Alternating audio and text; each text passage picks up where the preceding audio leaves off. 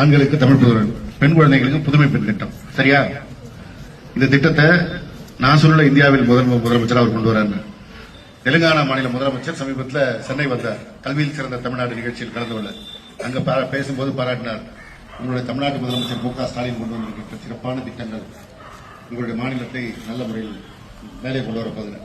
அதோட இல்ல, அவர் என்ன சொன்னார்னா, அவர் கொண்டு வந்திருக்கிற இலவச காலை உணவு திட்டத்தை நான் எங்களுடைய தெலுங்கானா மாநிலத்தில் செயல்படுத்த போறேன்னு சொன்னார். அவர் மாத்திரமல்ல, அதுக்கு 2 மாசத்துக்கு முன்னாடி நம்முடைய பஞ்சாப் மாநிலத்து முதலமைச்சர் பகவந்த் மான் சிங் வந்தார். அவரும் சொன்னார், நான் பஞ்சாப் போனோன்னு இந்த திட்டத்தை அமல்படுத்த போறேன். எனவே ஒரு மாணவர்களுக்கு எது தேவை என்று பார்த்து செய்கிற முதலமைச்சரா நம்முடைய முதலமைச்சர் இருக்கிறார். அவர் கொடுக்கின்ற திட்டங்களோடு நீங்க நல்ல மதிப்பெண் பெறணும் தான் இந்த கையேட்டை வழங்குகிறோம்.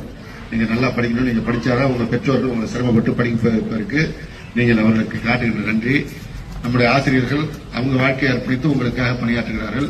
அவர்களுக்கு காட்டுகின்ற நன்றி நீங்கள் பெறுகின்ற மதிப்பு. நல்ல மதிப்பெண் பெற வாழ்க்கையை